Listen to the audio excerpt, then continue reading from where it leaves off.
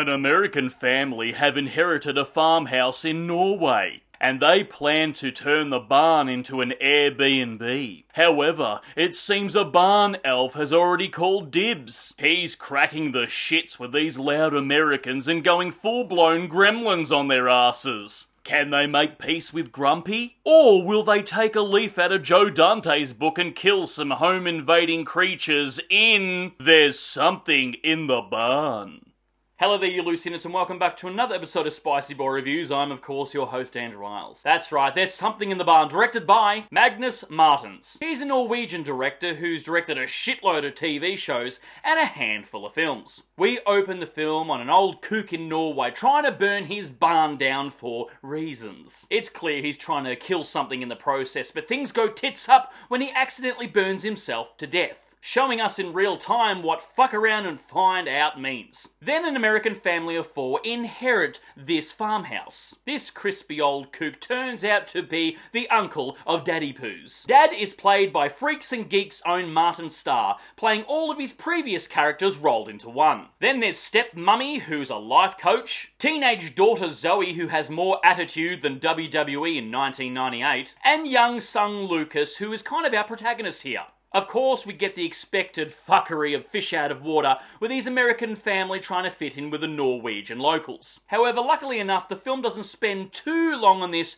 comedy outlet here because it kind of sort of doesn't really land mostly here and there. Then son Lucas runs into Mr. Exposition, who owns a local museum dedicated to barn elves. And wouldn't you know it, Lucas just so happens to befriend a barn elf on his new property. Lucky he copped an earful from Mr. Exposition, where he informs Lucas, and i.e. us the audience, all the ins and outs about barn elves. They don't like loud noises. Loud noises! Bright lights. No. And general tomfuckery. He's told that if he abides by these rules and feeds the elf every day, then it will do all of his chores around the farmhouse for him. Was this film written by US Immigration?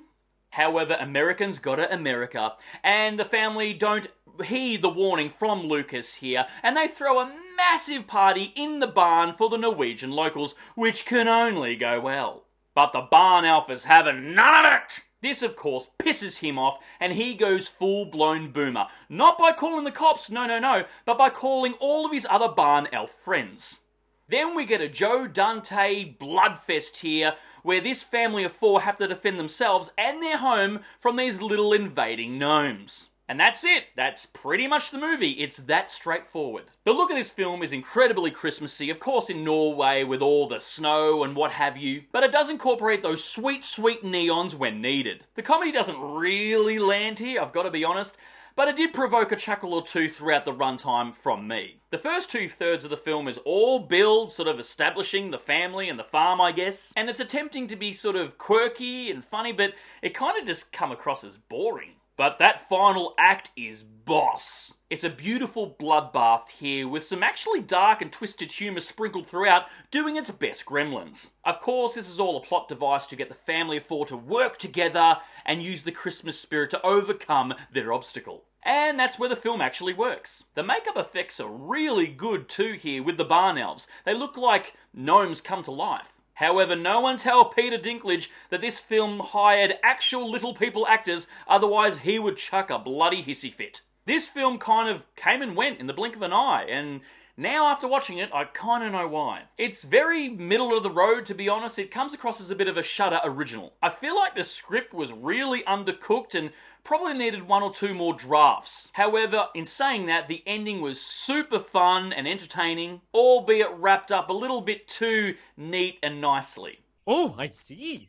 Then everything is wrapped up in a neat little package. All in all, this film is okay, purely because of that last final act, or climax if you will. I don't foresee it becoming an instant Christmas classic, all down the line a cult hit by any stretch of the imagination, but it's worth a watch. And it's better than a Hallmark film.